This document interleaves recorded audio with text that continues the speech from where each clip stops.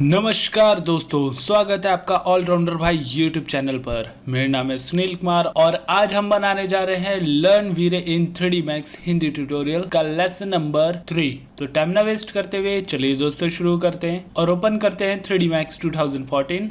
दोस्तों पिछली वीडियो के अंदर मैंने आपको वीरे में लैंप लाइट क्रिएट करना बताया था और आज के इस वीडियो के अंदर मैं इसी फाइल का इस्तेमाल करके आपको बताने वाला हूं कि वीरे सन का कैसे इस्तेमाल करा जाता है। तो फर्स्ट कैमरा व्यू से मैं प्रोस्पेक्टिव व्यू पे आ जाता हूं पी प्रेस करके और ये जो मैंने लाइट क्रिएट करी थी इसको मैं डिलीट कर देता हूं। इस लैंप को मैं कॉपी करके दूसरी साइड भी ले जाऊंगा जो मुझे अपने डेकोरेशन के अकॉर्डिंग चाहिए, कुछ इस टाइप का। इसमें मुझे पीछे बैक वॉल के अलावा पूरा का पूरा रूम चाहिए, तो उसके लिए फर्स्ट तो मैं बेस बना लेता हूँ। तो यहाँ पे मैं एक बॉक्स क्रिएट करूंगा। इस बॉक्स की लेंथ में रखूंगा 14 इंचेस और विड्थ में रखूंगा 20 इंचेस, हाइट में रखूंगा -1 फीट और मूव टूल का इस्तेमाल करके नीचे XYZ एक्सेस कर दूंगा 0। तो ये हमारा मेन बेस बनने वाला है। अब इसके बाद जो हमारा सोफा है वो एक्चुअल में हमारे प्रीव्यू के अकॉर्डिंग थोड़ा सा लार्ज है क्योंकि 20 फीट का यहाँ पे इंटरफेस है और मेरे ख्याल से 8 फीट तक का तो ये सोफा अभी शो कर रहा है। तो मैं फर्स्ट पीछे की वॉल को पहले सेट कर लेता हूँ। इस पीछे की वॉल की लेंथ में रखूंगा 1 फीट, विड्थ में इसकी कर दूंगा 20 फीट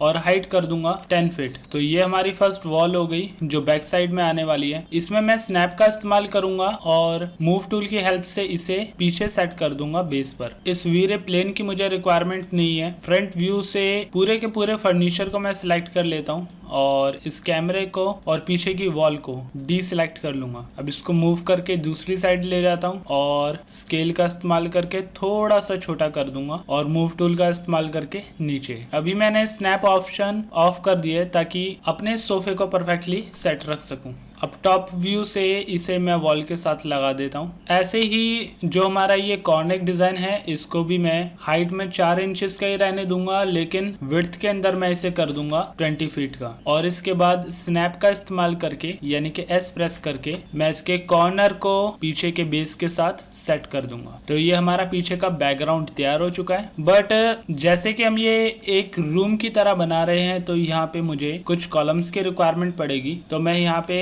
20 फीट की जगह 18 फीट ले लेता हूँ क्योंकि 1 फीट का मैं कॉलम क्रिएट करूंगा। स्नैप के इस्तेमाल से एक कॉर्नर से लेकर दूसरे कॉर्नर तक मैंने बेस बना दिया और हाइट क्रिएट कर दी। तो ये हमारा फर्स्ट कॉलम हो गया। ऐसे इस साइड भी एक कॉलम क्रिएट कर लिया और हाइट दे दी। तो 2 कॉलम हमारे बन चुके हैं लेफ्ट और राइट में। अब इन दोनों को मैं सिलेक्ट कर लेता हूँ और शिफ्ट प्रेस करके इसकी एक कॉपी ले लूंगा। ओके, और इसके बाद ये जो कॉर्नर है इस कॉर्नर को मैं दूसरी साइड भी लगा दूंगा। तो हमारी फ्रंट वाली वॉल के लिए भी ये एरिया तैयार हो चुका है। इसमें बॉक्स की हेल्प से मैं एक और बॉक्स क्रिएट कर लूंगा फ्रंट की वॉल के लिए और ऐसे ही लेफ्ट हैंड साइड में एक और बॉक्स क्रिएट करूंगा और राइट हैंड साइड में भी एक बॉक्स मैंने क्रिएट कर लिया। तो 4 दीवारी हमारी बन चुकी है। अब सिर्फ ऊपर से हमें छत को कवर करना है। तो इसके लिए भी हम बॉक्स का इस्तेमाल ही कर सकते हैं। एक कॉर्नर से दूसरे कॉर्नर पर ये हमने बेस तैयार कर दिया और हाइट दे दी। हाइट इसमें मैं रखूंगा 1 फीट तक। तो इसमें हमने कोई डिफिकल्ट ज्योमेट्री अमाउंट नहीं इस्तेमाल करी है। 1 फीट की वॉल रख दी, बल्कि एक्चुअल में ये साइज नहीं होता है, लेकिन एक सिंपल आर्किटेक्चर के बेस पर मैंने ये अमाउंट दी है क्योंकि हमारा जो मेन पर्पस है वो लाइटिंग का है। अब ये जो सिंगल वॉल है इस वॉल के थ्रू हम वीरे सन को एंटर करेंगे रूम के अंदर। तो यहाँ पे एक विंडो एरिया तैयार कर लेता हूँ। मैं मॉडिफाई के अंदर जाऊंगा और फर्स्ट इसकी हाइट कर देता हूँ 1.5 फीट और इसके बाद एक बॉक्स क्रिएट करूंगा बिना स्नैपिंग के। हाइट भी इसकी दे दी। इसकी अमाउंट मैं रख लेता हूँ लेंथ में 1 फीट और विड्थ में भी 1 फीट, देन हाइट में 10 फीट। तो ये एक कॉलम की तरह ही शो कर रहा है। मूव टूल का और स्नैप टूल का इस्तेमाल करके मैं एक कॉर्नर से इसको स्नैप कर दूंगा दीवार पर। तो यहाँ पे 10 फीट तो कुछ ज्यादा ही ओवरलैप हो रहा है, तो मैं इसकी हाइट दे देता हूँ 8.5। ये परफेक्टली सेट हो गया। अब इसकी एक कॉपी मैं ले लेता हूँ और इसकी लेंथ में रखूंगा 6 फीट तक और स्नैप की हेल्प से इसे दूसरी साइड सेट कर दिया। बट जैसे 1.5 फीट की हाइट मैंने नीचे दी है, 1.5 फीट की हाइट यहाँ पे ऊपर भी होनी चाहिए। तो मैं इसके अमाउंट कम कर देता हूँ। मैं 7 तक ये अमाउंट रख लूंगा और उसके बाद जो नीचे का बॉक्स है राइट क्लिक करके इसे मैं क्लोन कर देता हूँ इंस्टेंस के साथ और इसकी जो हाइट है वो मैं 8 फीट या फिर 8.5 फीट ऊपर कर दूंगा। तो यहाँ पे हमारे विंडो के लिए एरिया हमारा बन चुका है। अब विंडो कैसे क्रिएट करी जाती है? विंडो हमारे इस 3D Max के अंदर पहले से ही अवेलेबल होता है। तो यहाँ पे विंडोज में चले जाता हूँ और इसके अंदर हम इस्तेमाल करेंगे फिक्स विंडो। स्नैप की हेल्प से एक कॉर्नर से दूसरे कॉर्नर तक ड्रैग करेंगे, देन इसके बाद विड्थ क्रिएट होएगी विंडो की और क्लिक करने के बाद हाइट क्रिएट होएगी। तो हाइट हम लेफ्ट या राइट साइड पे स्नैप कर लेंगे। तो हमारी फिक्स विंडो का पूरा बेस सेट हो चुका है। अब इसमें मुझे कुछ डिवीजन करने, जैसे कि यहाँ पे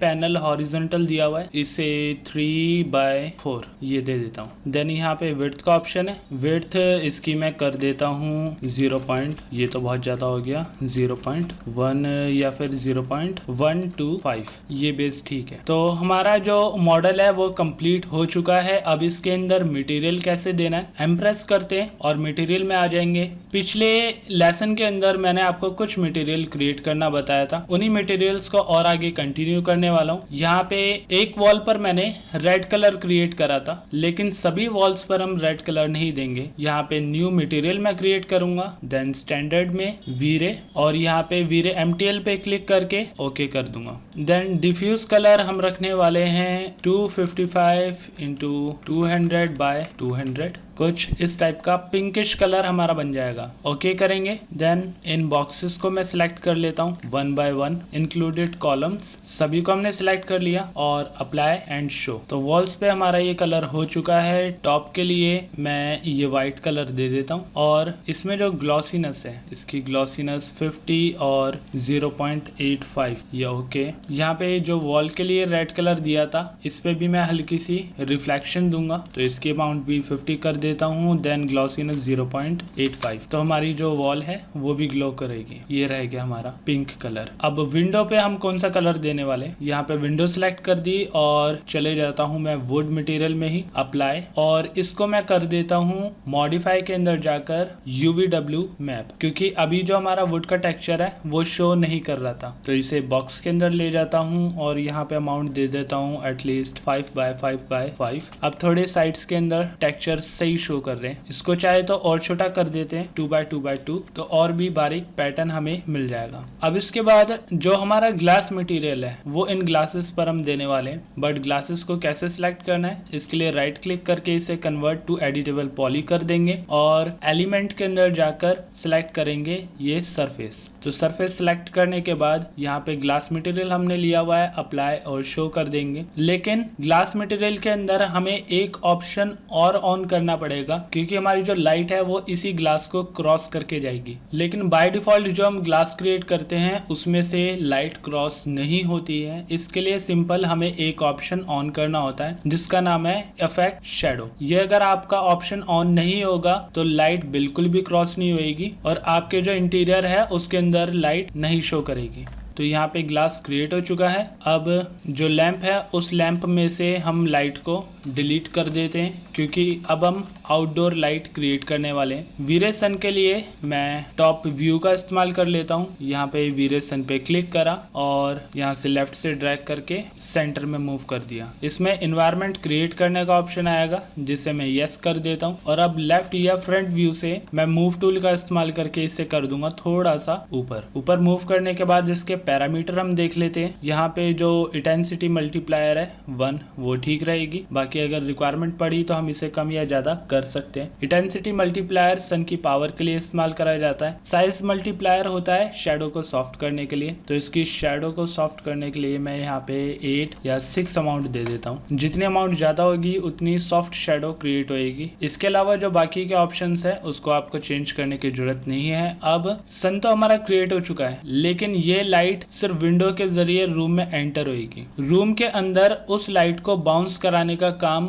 एक और लाइट करेगी, वो है हमारा वीरे प्लेन। वीरे प्लेन के लिए मैं चले जाता हूँ लेफ्ट व्यू में और यहाँ पे जो हमारी विंडो क्रिएट हुई हुई है, स्नैप की हेल्प से मैं इस विंडो के ऊपर प्रॉपर एक लाइट क्रिएट कर दूंगा वीरे प्लेन की। बट ये जो प्लेन है ये डायरेक्शन बाहर की साइड कर रहा है। मैं मिरर का इस्तेमाल करके इसे अंदर की साइड स्विच कर दूंगा और मूव टूल का इस्तेमाल करके बिना स्नैप के अंदर अभी जो इस विंडो का बेस है वो थोड़ा मोटा शो कर रहा है, यानी कि पूरे के पूरे वॉल के बराबर हो गया। तो मैं यहाँ पे वर्टेक्स का इस्तेमाल करके इसके बेस को थोड़ा सा कम कर देता हूँ, या फिर जब आप विंडो को क्रिएट कर रहे थे तभी आप ये सेटिंग्स कर सकते हैं, बट अभी एडिटेबल पॉली का इस्तेमाल करके भी मैंने इस सेटिंग्स को सेट कर दिया। तो यहाँ पे बेस हमारा सेट हो चुका है। नीचे जो फ्लोर है इस पे कोई टेक्सचर अभी अप्लाई नहीं करा हुआ है, तो मैं एम्प्रेस करके इसमें नीचे इस वुडन फ्लोर का टेक्सचर अप्लाई कर देता हूँ, बट ये एक सिंगल प्लाई की तरह शो कर रहा है। तो यहाँ पे डिफ्यूज के अंदर मैं चले जाऊंगा और इसकी जो टाइलिंग है वो मैं 1 by 1 करके देखता हूँ। ये साइज मेरे अकॉर्डिंग अभी भी थोड़ा बड़ा है, तो मैं इसे 2 by 2 कर देता हूँ। हम अमाउंट जितनी बढ़ाएंगे उतना ही हमारा टेक्सचर छोटा होता जाएगा। तो 2 अमाउंट मेरे इस इंटीरियर के अकॉर्डिंग ठीक है। बैक चले जाता हूँ गो टू पेरेंट में और यहाँ पे रिफ्लेक्शन चेक कर लेता हूँ। रिफ्लेक्शन 150 शो कर रहा है। रिफ्लेक्शन ग्लॉसीनेस 0.95 हमें रखना है। तो ऑलमोस्ट सभी ऑब्जेक्ट्स पर हमारा कलर अप्लाई हो चुका है। अब चलते हैं कैमरा व्यू के अंदर। तो यहाँ पे अभी जो हमारा कैमरा है वो इस रूम के बहुत बाहर है, तो मैं यहाँ से थोड़ा सा इसे मूव करता हूँ और इसके अंदर एक सेटिंग हमें मिलेगी जिसके थ्रू हम वॉल के आर पार इस कैमरे को लेकर जा सकेंगे। तो मैं यहाँ पे कैमरा व्यू क्रिएट कर देता हूँ C प्रेस करके, और दूसरी साइड से कैमरे को सिलेक्ट करके मैं यहाँ पर क्लिपिंग को ऑन कर दूंगा। क्लिपिंग को ऑन करने के बाद ये जो नियर क्लिपिंग प्लेन है इसको मैं इंक्रीज करूंगा ड्रैग करके। तो आपको